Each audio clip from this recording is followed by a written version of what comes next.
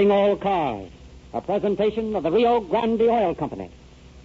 A police radio patrol car cruises slowly about the city. It is a quiet evening, and the two police officers have made only routine calls.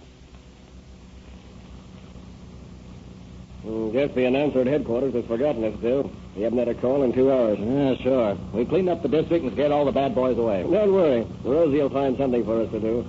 Even if it's only a 390 causing a 415. But I wish this radio would give us something besides police calls. I'd like to listen to a good program. I get tired of listening to Rosie every night. Hey, calling all cars is on tonight. I'd like to listen to it. They're doing one of the boss's cases. No, my lad, we're on duty. And the closest you'll get to the Calling All Cars program is that tank full of Rio Grande cracked gasoline in back of it. I guess that's right. Rio Grande can't say that we listen to their program and then don't use cracked gasoline. You know, I hear that Rio Grande has a lot of contracts with California and Arizona cities. They tell me that Rio Grande cracked gasoline is used in more police cars and emergency equipment than any other brand. All I know is that we use only Rio Grande cracked gasoline for all police cars. And a darn good thing, too. There's no question about it, Ed. Those Rio Grande boys put out the liveliest gasoline in these parts. I'll back this old cruiser up against a racing car when she's full of Rio Grande crack. Hold it. Here comes a call. Los Angeles Police calling all cars. Attention all cars. Broadcast 54. Description of robbery suspects. Number 1 in America in 40 years. Brown hair, brown eyes. Has a Roman nose. Wearing a gray cap. Number 2 about 32 years. Fair complexion, blue eyes. These men blew the safe in a laundry in Venice last night. Watch for them, boys. That's all. Rosenquist.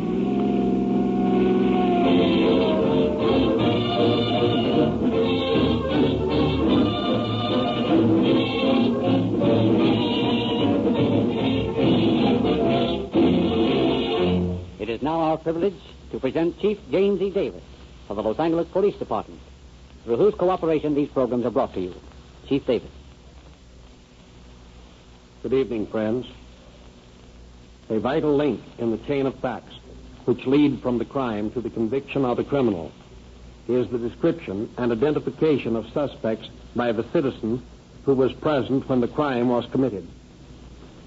This link is one of the weakest. The average citizen is not trained to observe carefully, and under the emotional strain of an unusual circumstance, such as a holdup or a murder, he will be even less likely to be correct in his description. In tonight's story, you will learn how important the keen eyes of two citizens were to the police in placing the guilt of the crime squarely on the shoulders of those to whom it belonged. I hope everyone within sound of my voice will realize this fact and consider himself as a sort of an auxiliary officer, holding himself ready at all times to be of assistance to his police department. Only by the united cooperation of the whole citizen body may crime be completely eradicated.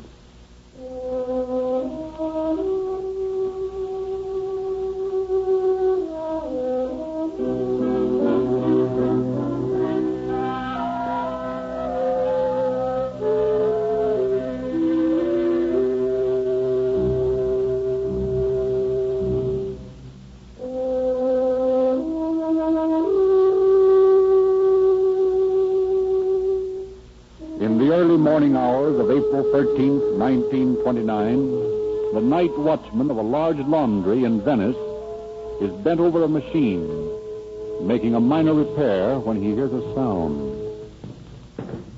Stop. Who's there? Pick him up, old man. Frisk him, bud. No gas. What do you want? We didn't come here for our laundry. Where's the safe? In there, in the office. Is there anyone else in the building besides you? Yes, there's Lowry. Who's he? He's the handyman around the place. Well, where is he now? He's asleep in the room next to the office. All right, take us to him. All right. This way. He's in there. Hey, you. Wake up. Wake up. Huh? What's all this for? Is that you, Ferguson? Yes, I'm here, but I got someone with me. They're robbers. Robbers? Well, what do you want? I want you to get up and get some clothes on. All right. Keep your breeches on till they find mine. That flashlight don't do so good. Don't you turn on the light. Okay, where is it? Right here. That's better. And you can't expect a man to go playing around in front of a gun without his pants on. There. What do you want with me? They want you to stay right here. We can watch you. And what are you going to do? They're going to blow your safe. Well, give me a chance, though, men. First, and I don't want to get bloated. You'll have the same chance we have. Yeah, we don't even share in the hole. All right, cut the comedy. Keep your eye on him, Bud, while I get at this safe. Okay, I won't let him get away.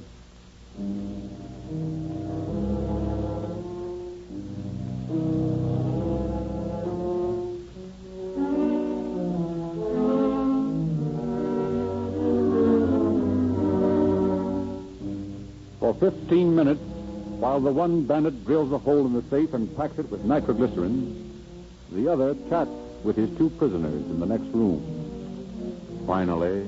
Okay, here she goes. Hang on to your seats, boys. Let her ride. You bust open? That's it. Is that all the noise it makes? Well, I thought it nearly blew up the building. No, safes don't need much soup when you know how to handle them. Well, here's the stuff.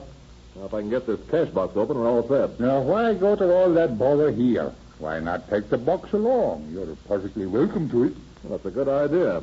And do you think you'll get enough pay for your trouble? Oh, I don't think we'll do so bad with this. Well, I hope so. It'd be a shame to have gone to all that bother for just a few bucks. Say, what are you doing, trying to kid me? No, of course not. Well, I don't like your attitude. Now, get this. If you guys know what's good for you, you'll stay right here for 15 minutes. By that time, we'll be in Santa Monica. You sure you don't mean Culver City? No, I don't mean Culver City. Come on, Bud, let's get out of here. And remember, you two, stay where you are for 15 minutes. So long. We ought to call the police. Not me. I've lived a pretty long life by staying out of trouble. And I've been looking at the business end of that revolver long enough for one night. I'm going to do just as they say. I'm sitting tight for 15 minutes.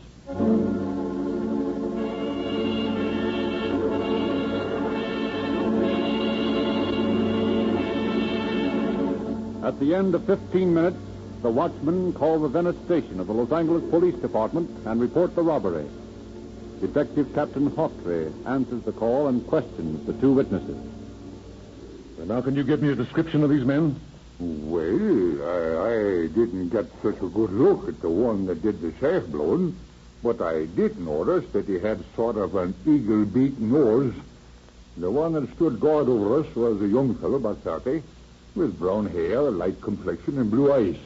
He had big front teeth, and his jaw was undershot. He had on pinstriped dark pants, a gray cap, and a blue shirt. Well, that's a mighty clear description. Well, I couldn't help taking it all in. He sat under the bright light there, and I just kept looking at him, figuring that you would want a good description of him. Well, I wish all citizens would give us as good a description as that. Well, lots of citizens don't realize that they're really part of the police force, too. They are, you know. Yeah, that's right, a sort of an auxiliary force. But they don't often accept their responsibility as willingly as you do. Now, let me see.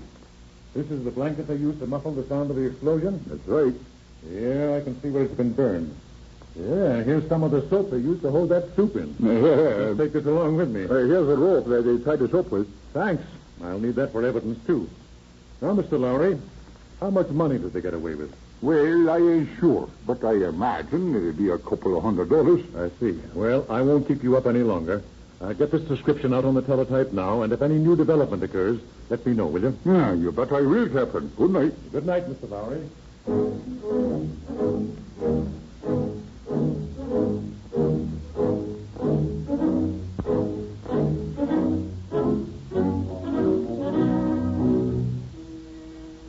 Having broadcast the description of the bandits, Captain Hawtrey gets a few hours' sleep. But early the next morning, he is summoned to the laundry by Mr. Lowry, who promises him some very important information. The two men meet on Washington Boulevard, just outside the laundry. Good morning, Mr. Lowry. What's on your mind? Well, in the first place, this Japanese fella lives on Narcissus Avenue behind the laundry. Came over to this morning when he heard about the robbery and told me that last night when he was coming home, he saw a Ford parked near the house with two men in it. And when his headlights picked them up, they ducked and drove off. I see. Well, what else? Come along with me down the street to this lunch counter. Well, who's there? Well, I was in there for breakfast this morning, and I told Mrs. Baker, the proprietress, about the robbery. And she told me about something suspicious that occurred there last night. Yeah? Well, what was it? We'll let her tell you. Here you are. Come on. Well, here I am back again, Mrs. Baker. I brought Captain Hortley with me. He's the detective on our case. Oh, well, pleased to meet you, Captain. Ain't very often we get prominent people like you in this little place. Mr. Lowry tells me that you saw something suspicious last night. Well, yes, I did, Captain. I was in here last night making myself some sandwiches before I went to bed. You know, I like a little snack before I turn in. Makes me sleep better. Oh, yes, well, you see, I'd closed up, so I didn't turn on the lights. I could see what I was doing from the street light shining in. And, well, while I'm spreading away, a sort of delivery truck pulls up in front of the place. And I think to myself, now that's funny that a delivery truck would stop in front of a closed place of business at this time of night. And while I was thinking that, a Ford touring car drove up behind the truck and stopped. Now, the man in the delivery truck took a package out from under the seat cushion and carried it over and put it in the Ford. Then he came back and took out 2 or 3 smaller packages and stuffed them in his pocket, and then both men got into the Ford and drove away, leaving the delivery wagon out front. Did you get the license number of either car? Well, no, but there was a sign on the side of the truck. What did it say? It said, Straight Run Delivery Service. Now, wait a minute till I get that down. Straight Run Delivery Service. Of course, I don't suppose all this has anything to do with that robbery up the laundry. It's silly of me to mention it, I guess. No, I don't think so, Mrs. Baker. I think you've done us a great favor, and I want to thank you for your help. Oh, well, thank you, Mr. Chief. And if you boys are around this way, don't you forget that I make awful good apple pie.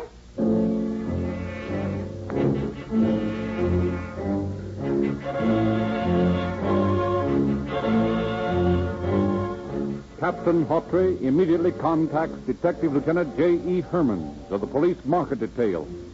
And together they call upon the manager of the Straight Run Delivery Service. I'm sorry, but Mr. Watson isn't in right now. Would you care to wait? Yes, we'll wait. Hey, let's take a look out there on the runway, just for fun. All right. We'll be outside, Miss Grant. Yes, sir. Well, there's no sense in wasting time. Let's look them over as they come in and go out. Okay. Here's a hot one, Hortley. We'd better not try to chase any of these trucks. Why not? Look at this gasoline pump. They use Rio Grande cracked gasoline. The same gasoline our police cars use. Well, I'm darned if it isn't. You know, these fellows are getting smart, too. Hey, say, look. What? Look at that fellow over there getting into that truck. Say, he's a dead ringer for Lowry's description. Oh, I know him. He's an ex-con. I had him in about 18 months ago. Name's Cecil Adams. And he's driving truck number 26, license number ep054. He's done plenty of time. We put him away in 1921 for robbery. He didn't get out of the big house until 1926. You mean you got his mug at headquarters? Sure, I got 3 or 4 mugs of him. Hey, that's swell. Come on, let's beat it down to the bureau. I want to get an identification from Mr. Lowry if I can.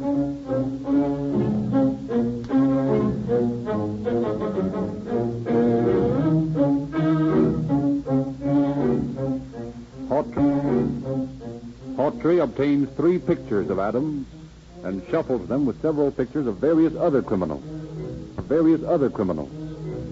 Then he calls on Mr. Lowry at the laundry. Well, Mr. Lowry, we'd like to have some more help. Well, anything I can do, sir, I'd be glad to do. Yes, I know you will. Now, Mr. Lowry, I have here several mugs of criminals.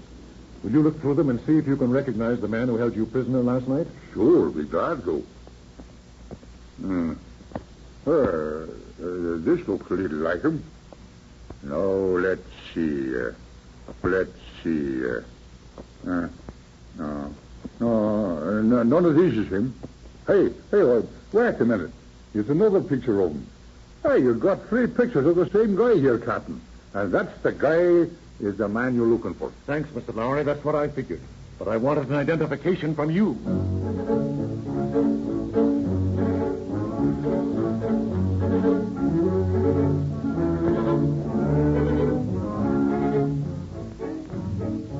Mr. Ferguson, the night watchman, confirms Lowry's identification. Assured that he's on the right trail, Hawtrey returns to Los Angeles, joins Herman's, and together they return to the Straight Run Delivery Service office. Truck 26 is parked by the curb. So, to prevent any suspicion, the police officers park some distance away. When they see Adams get in truck number 26, they tail him, and several blocks further down Los Angeles Street, they force him into the curb. Hey, what is this, a stick-up? They're police officers. Well, what do you want? You're under arrest. Get down off that truck. Hey, wait a minute. What's it all about? I think you've got a pretty good idea. Keep your eye on him, Jack. I want to take a look under this seat. Uh-huh. Just as I expected. 2 guns wrapped in a newspaper dated the 13th.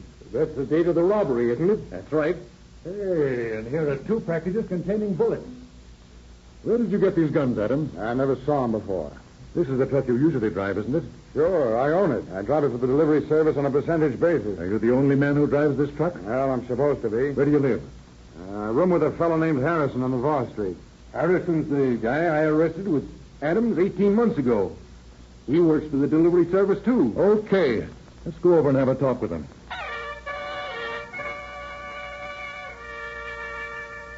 You're Harrison, aren't you? Yeah, why? Well, we're police officers. We've just arrested Cecil Adams for robbery, burglary, and safe blowing. And he told us that he lived with you. And we believe that you were his partner on that job the other night. What about it? Well, that bum hasn't been inside my house for 2 weeks. He's got no right telling you he was living with me. But he did live with you. Yeah, but he and my wife had a fight a couple of weeks ago. She threw him out. Where were you on the night of April 13th? 13th. Saturday. Well, on Saturday night, I was making deliveries in Alhambra. I can prove that by my receipts. Besides, I took my wife and baby along with me. We got home a little after 9 and went to bed. And I'll tell you what we'll do. We'll all ride out to your house and check that story with your wife.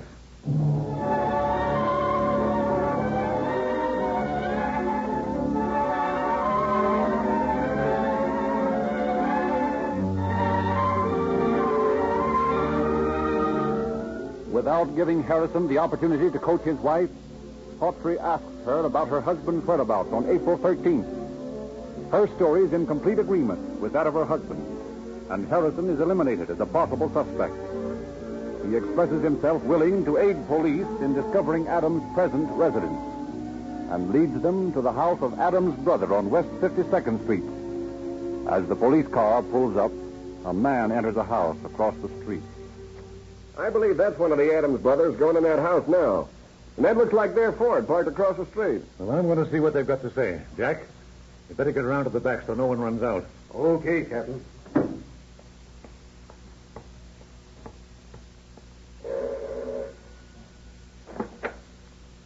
Your name, Adams? My name is Otis Adams. What can I do for you? I'm a police officer. We're making an investigation regarding your brother Cecil. Well, Is that your Ford across the street? it is. Does your brother Cecil have the use of that car? He does? Did he have it last Saturday night? I don't know. I can't remember. He uses it whenever he wants to. Now, listen here, Adams. That's only a couple of nights ago. You remember that far back. Did your brother have that car Saturday night? Now, look here. If you think I'm going to make any statements incriminating my brother, you're all wet. We'd have to search this place, Adams. Go ahead. You won't find anything.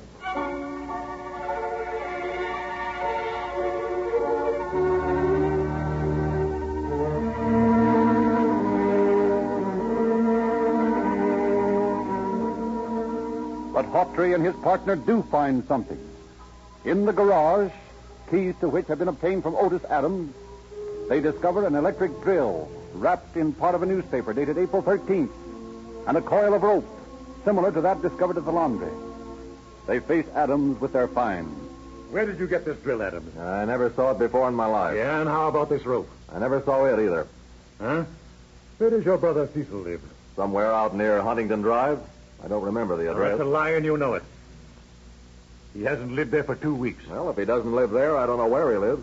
Isn't it a fact that he lives across the street at 1019? If it is, I don't know it. And isn't it a fact that you live there, too, and only take your meals here with your other brother and his wife? All right. You don't need to answer that. Your brother Charles just told me so out in the kitchen. Come on. Let me take a look at that Ford of yours.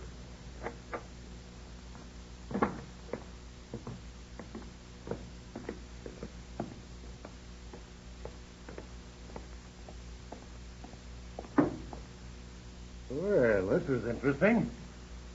Here's the other half of that paper dated April 13th.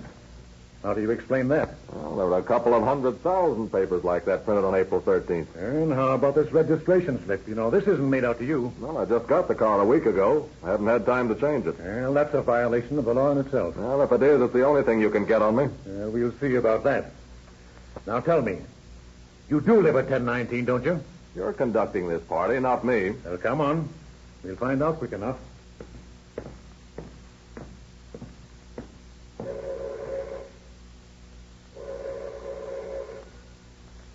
Well, I guess we'd better try some of these keys from your keyring.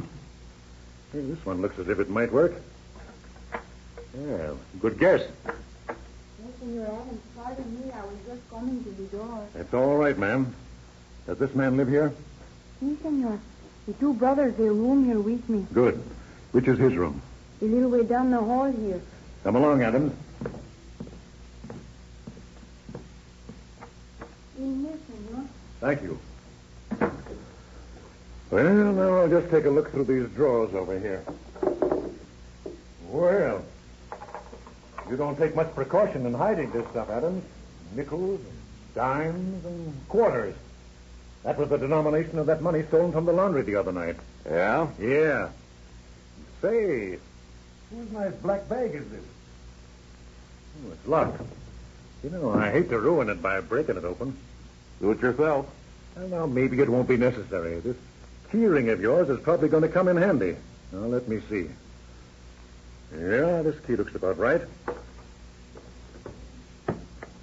Well. 5 sticks of dynamite and a whole safe-cracking outfit. You know, Adams, our police chemist will undoubtedly find that this little piece of yellow soap is the same as that soap you left on the blanket in the laundry. And he'd probably make certain that the bits of white plaster on this drill is from the fireproofing of that safe. You know, physical evidence is such an exact science these days. I don't know what you're talking about. Where did you get all this stuff, Adams? I never saw it before in my life. No, Adams, don't you think that's a little bit thick? I find this bag in your room, and I open it with a key from your keyring. Say, you don't expect me to believe that you never saw this stuff before? I don't know anything about it. Well, you're sure going to learn something about it, because I'm placing you under arrest right now on suspicion of robbery.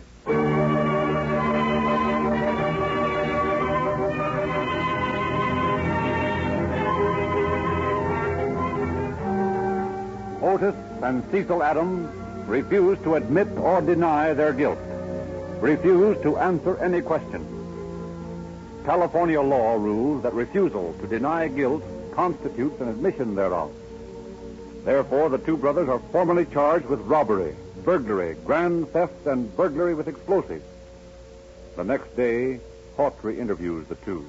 Now, boys, we don't care whether you confess or not. We've got an unbeatable case against you. We found those guns in your possession, as well as the jimmy and the brace you used on that job.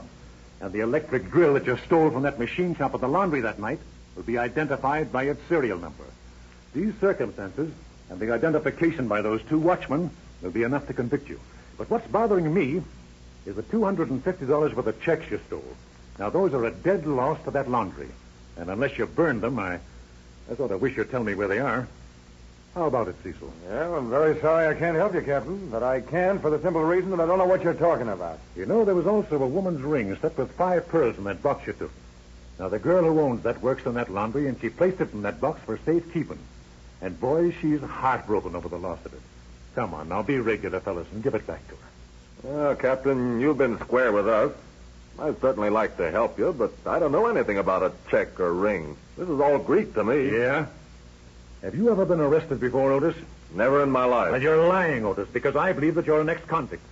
And I'm going to send your fingerprints to the Bureau of Identification at Washington and get your past record.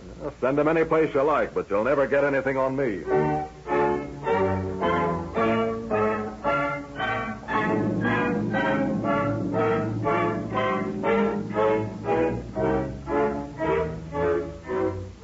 Washington replies to Hawtrey's request for information that in 1909, Otis Adams, under the name of James Kennedy, had been sentenced to serve 10 years in the state penitentiary in Waupun, Wisconsin, for burglary and safe blowing. In 1917, he went to Leavenworth for blowing a post office safe in Illinois. On the day of the preliminary trial, Hawtrey receives Adams, alias Kennedy's Bertillon card and photographs. While the trial is getting underway, Hawtrey seats himself beside Adams in the courtroom and shows him the pictures. Hey, Otis, have you ever seen this bird before? She looks like a Slovak, doesn't he? You're Slovak? No, of course not. Well, you see, this picture's a dead ringer for you. In fact, I'd say it was you. Well, lots of people in the world look alike. Yeah, but isn't it rather a coincidence that you should have all the same scars and markings and tattoo marks as this man? Oh, I don't know. Those things will happen. Yeah. And wait and see what happens when the witness just taken the chair testifies. Solemnly swear to tell the truth, the whole truth, and nothing but the truth, so help you God. I do. What's your name? Sgt Lorry. And what is your occupation? I'm a handyman down at the Bay City's laundry. On the night of April 13th, did anything unusual occur at the laundry? Yes, there was a lot of dirty work down there. Order. Will you explain to the court, please, just what you mean by dirty work? It was robbed by two men. Did you see these men? I did. Are they present in this courtroom? Yes, sir. Please point them out to the court. I don't want to. Why not? Because I'm afraid. Afraid of what? There's nothing to be afraid of in court. No, but I don't know how long these fellas will be in court. And I don't know how many friends they've got on the outside. I looked into the business end of guns enough that night. I don't want more of it. Order. Nevertheless, Mr. Lowry, if the two men are in the room and you are able to identify them, it is a court order that you do so. Very well, Your Honor. If you say I must, then I guess I must. Wait till I get my cane. Well, that's all right, Mr. Lowry. You can point them out from where you're sitting. Just a minute, young man. Now, I'll do this as I see fit. I don't want to make no mistakes. I want to look at these men closely.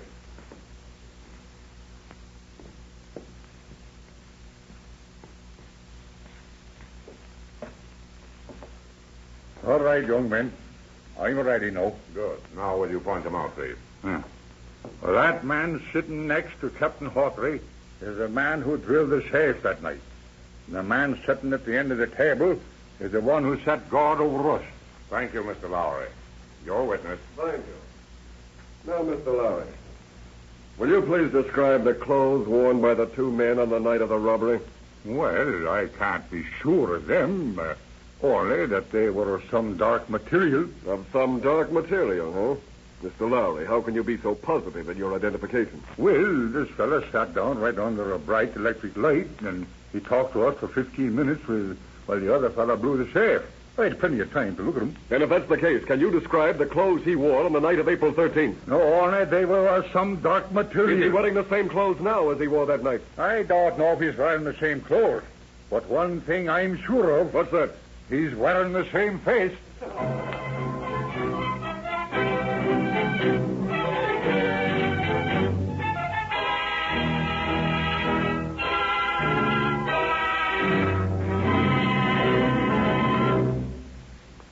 As the officers piled up their formidable mass of evidence against the Tasserton brothers, they received a distinct surprise when, on June 17th, they went into court, pled guilty, and admitted their prior convictions. Each was sentenced to Folsom Penitentiary for from 7 years to life, and in view of the prior convictions against them, they must spend at least 18 years behind prison bars. Thank you, Chief David. Ladies and gentlemen, more and more independent service stations are now featuring Rio Grande cracked gasoline. Sales of Rio Grande are growing faster than any other gasoline sold in this territory. Most Rio Grande users, we know, are listeners to Calling All Cars. You have heard us tell you on these programs why Rio Grande cracked gasoline is specified by so many cities for their police cars, fire engines, and other emergency equipment. We have promised you police car performance in your own car if you would try Rio Grande cracked gasoline. Thousands of you accept this invitation right after every broadcast of Calling All Cars. And our records show that you come back to Rio Grande stations again and again because you find that you really do get greater speed, greater power, and more economical mileage. To you regular Rio Grande users, thanks for your loyalty. And to you listeners who have not yet felt the thrill of police car performance in your own cars, well, there's a Rio Grande dealer in your neighborhood.